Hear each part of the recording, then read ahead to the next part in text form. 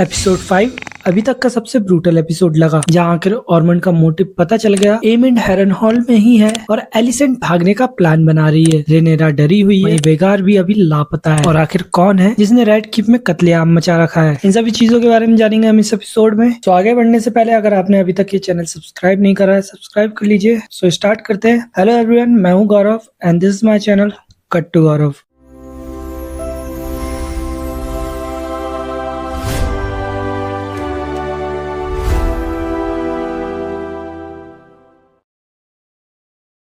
देखो, एपिसोड की शुरुआत होती है हेरनहॉल से, जहां हमें एमिंड दिखता है जो अपनी इंजरी से रिकवर कर रहा है, लेकिन फिजिकल बाउंड से ज्यादा उसके माइंड के अंदर बैटल चल रही है। उसे नाइटमेयर परेशान कर रहे हैं और उसे डर है कि एगॉन कहीं उसे मार ना दे। वो एलिस के साथ, जहां एलिस प्रिवेंट करती है अटैकर्स को जो एमिंड को मारने आए हैं। वो बताती है एमिंड को कि क्वीन ने उसके ऊपर इनाम रखा है, जो भी उसका सर काट के लेकर आएगा उसे हेरनहॉल मिल जाएगा।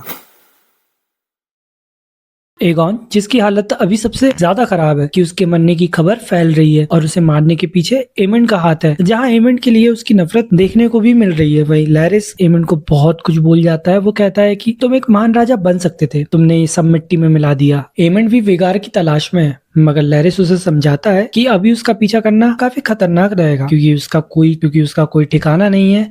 एमन टूट चुका है और उसने अपना बदला भी ले लिया। जिस बंदे ने उससे जूते चढ़वाए थे, आखिरकार एमन ने उसे मार दिया है, क्योंकि वो एमन का सच जान गया था।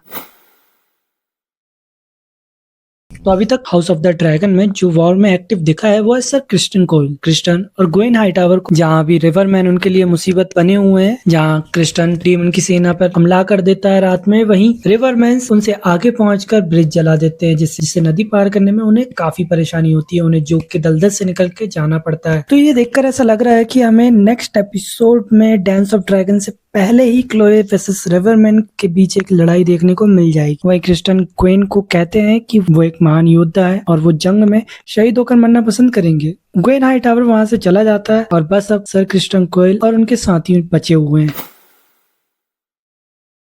देखो, एपिसोड 4 में इंट्रोड्यूस हो गया था कि हेलेना जो है प्रेग्नेंट है। इस बात का कंफर्मेशन हमें एपिसोड 5 में हो जाती है, जहाँ एलिसेंट उसे मना करती है बच्चे को इस दुनिया में लाने की, लेकिन Alicent abortion T moon T भी बुलाते हैं। वो बुलवाती है मिस्टर ऑर्विल के हाथों, जिसे पीने से हेलेना मना कर देती है। वहीं मिस एरिस को जब पता चलता है कि एलिसेंट ने मून नाइट टी बुलवाई है, तो इसका पता लगाने जाती, मगर मिस एरिस को हेलेना की हालत का पता ना चले, इसलिए वो मून टी एलिसेंट खुद ही पी लेती है। वहीं आगे एपिसोड में एलिसेंट भागने का प्लान बनाती है, लेकिन एलिसेंट और हेलेना दोनों को ही मिस एरिस पकड़ लेती है। तभी मिस एरिस को हेलेना की प्रेगनेंसी के बारे में भी पता चल जाता है। एलिसेंट उसे मना करती है कि वो इस बारे में क्वीन को ना बताए, लेकिन मिस एरिस एलिसेंट को मना कर देती है। और उसी रात एलिसेंट और हेलेना को कमरे में एक खुफिया दरवाजा मिलता है, जिसके अंदर वो चले जाते हैं, लेकिन वो वहीं फंस के रह जाते हैं। ऑर्मंड डेरन को हाईटावर के इतिहास के बारे में पूछता है। डेरॉन उसे उसके इतिहास को ड्राई कहता है। ऑर्मंड इस बात पे चिढ़ जाता है, जिसके बाद डेरॉन हाईटावर के इतिहास की तारीफ करने लगता है उसके डर से। तभी ऑर्मंड उसे कहता है कि एक शातिर दिमाग बड़े से बड़े जानवर को हरा देता है। तभी ऑर्मंड डेरॉन को एक सोने का सिक्का देता है, जिस पर डेरॉन की शक्ल बनी थी। अब इससे एक चीज क्लियर हो जाती है कि ऑर्मंड का जो प्लान है वो डेरॉन को किंग बनाने का है।